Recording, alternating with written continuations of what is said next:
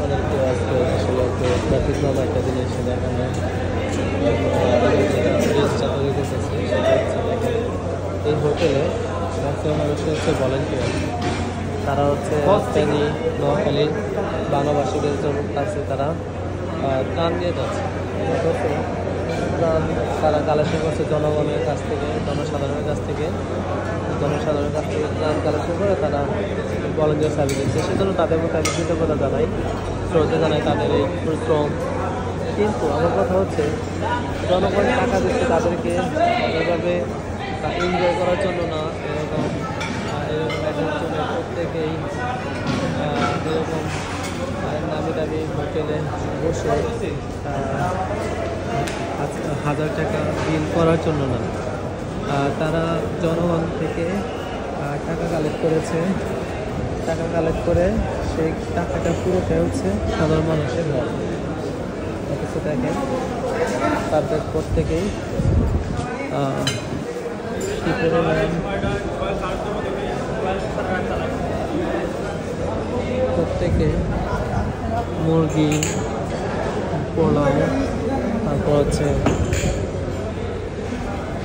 পুরোপুরি একদম পিকনিকের মতো আর কি সেই রকমভাবে খানাপিনা করতেছে। এটা সত্যিকারের দৃষ্টিগত, আসলে আমার কাছে সত্যি অবাক লাগলো যে তারা সাধারণ মানুষের কাছ থেকে টাকা সংগ্রহ করে সেই টাকা তারা এইভাবে তারা নিজেরা এনজয় করতেছে, নিজেদের মতো করে খাচ্ছে। এবং আমার আর কিছু বলার নাই, সত্যিকারে অবাক করা কাহিনী। আসার সময় রাস্তায় দেখলাম পুলিশ, তারা মানে হুজুর যারা, তারাও প্রচুর পরিমাণে এনজয় করে তারা বলেন যে কাজগুলো করতে চেষ্টা করতেছে। বাট আমার কথা হচ্ছে ভাই, সেবা তো সেবাই, সারা বছরই তো আমরা খাই, অন্যের কাছে নিয়ে খাবো, অন্যের কাছে নিয়ে দিব, পাশাপাশি নিজেরটাও অন্যকে দেবো, এটাই তো হচ্ছে সেবা, তাই না?